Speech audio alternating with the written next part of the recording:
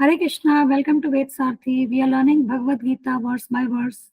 We are currently reading chapter 1 and today we are going to learn verse number 36.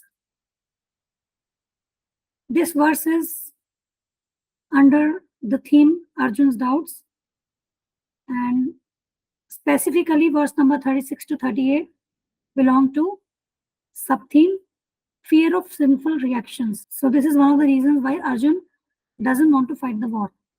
And in this video, we are going to take up verse number 36, 37 and 38 we are going to take in the next video.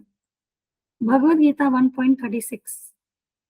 Papamevashrayedasman hatvetanatatainaha tasmannaraha vayam hantum dhartarashtran sabandhavan swajanam hi katham hatva sukhinah syama madhava. Papam, vices. Eva, certainly. Ashrayet, must come upon. Asman, us. Hatva, by killing. Etan, all these. Atatainaha, aggressors. Tasmat, therefore. Na, never. Aryaha, deserving. Vayam, we. Hantum, to kill. Dhritarashtran, the sons of Dhritarashtra. Sabandhavan, along with friends. Swajanam, kinsmen. He, certainly. Katham, how. Hatva, by killing. Sukhinaha, happy. Syama, will we become. Madhav, O Krishna, husband of the goddess of fortune. Translation: sin will overcome us if we slay such aggressors. Therefore, it is not proper for us to kill the sons of Dhritarashtra and our friends. What should we gain, O Krishna, husband of the goddess of fortune? And how could we be happy? By killing our own kinsmen. Now we'll try to understand this verse from Dua perspective, that is discover, understand and apply. So first discovery here is that Arjun calls the opposite party headed by Duryodhan as aggressors. So according to Vedic injunctions, there are 6 kinds of aggressors.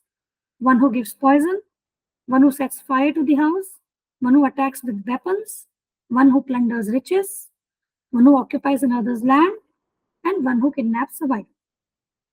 So if we look at the activities of Kauravas, we find that they have been involved into all these 6 kinds of activities against Pandavas. So Vedic injunction says that such aggressors are at once to be killed and no sin is incurred by killing them. This specific statement is from Arthashastra, that is the manual of social and political science. Now references. Vashish Smriti actually classifies the aggressors in these 6 categories. And then Manusmriti says that without consideration, one should kill aggressors, as there is no fault in killing them. These 2 are the references from the Vedas.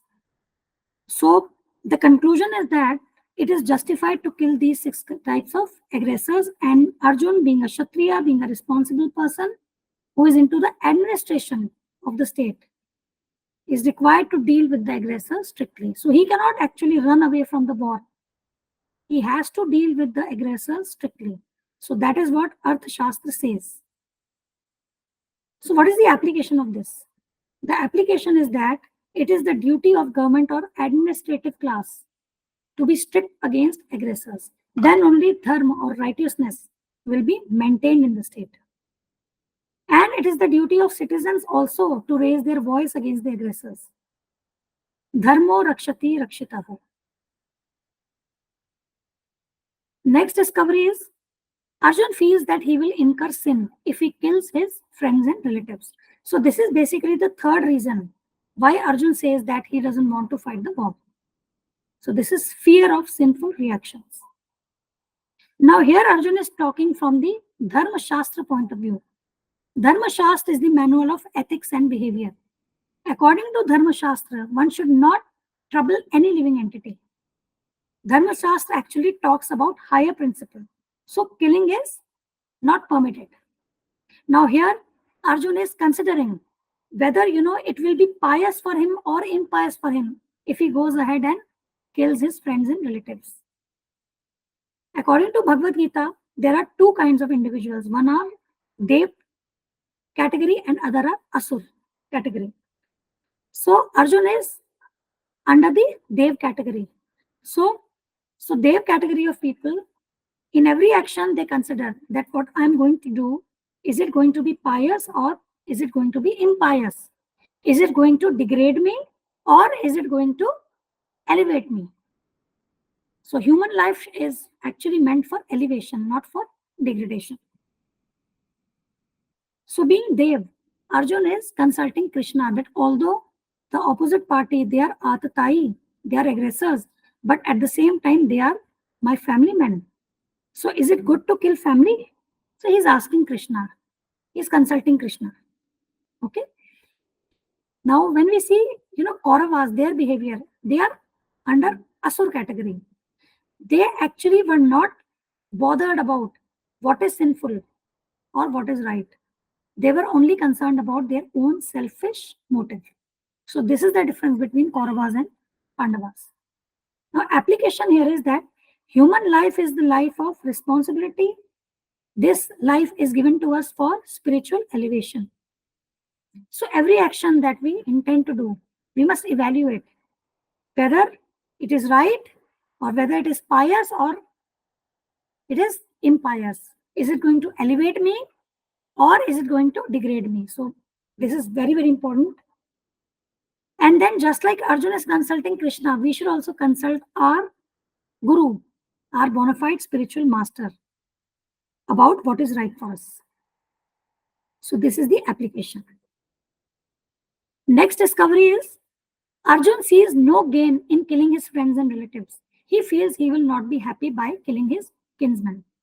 So here Arjun is thinking that if I kill my kinsmen for political reasons, it is not reasonable. Why? Because what I'm going to get when I fight with Kauravas, what I'm going to get? If I win the war, I will get kingdom. But that kingdom, or whatever pleasures that I derive from the kingdom, all that will be temporary. Now, I have to be very careful that I should not risk my life and I should not risk my eternal salvation just for this temporary pleasures. So this is what Arjuna is considering. Actually, at this point of time, Arjuna is not considering the fact that this killing is actually the arrangement of Krishna. Because Krishna descended to establish dharma and Arjuna was an instrument in doing that. But here Arjuna is not considering that. Instead, he is at the bodily conception. And so he is giving different kinds of reasons to Krishna for not fighting the war. So application here is that we must always, prioritize dharma over material attachment or over everything else. We must prioritize dharma over everything else. And next discovery is that Arjun calls Krishna by the name Madhav. Madhav means the husband of goddess of fortune. Arjun is telling Krishna, "Oh Madhav, husband of auspiciousness, Lakshmi, why do you instigate this war devoid of auspiciousness?" So here there are friendly talks between Arjun and Krishna. So here Arjun in a friendly way is telling Krishna, "Krishna, you are the husband of all auspicious Lakshmi Devi. Then why you are putting me into this war which will bring inauspiciousness to me?" But actually he is not understanding that Krishna never brings misfortune to anyone. So another important word that is being used in this verse is Swajanam. Swajanam means kinsman. So here Arjuna is considering Kauravas, his friends, relatives, as his own kinsmen. But our real Swajan is who? Our real Swajan is Madhav or Krishna.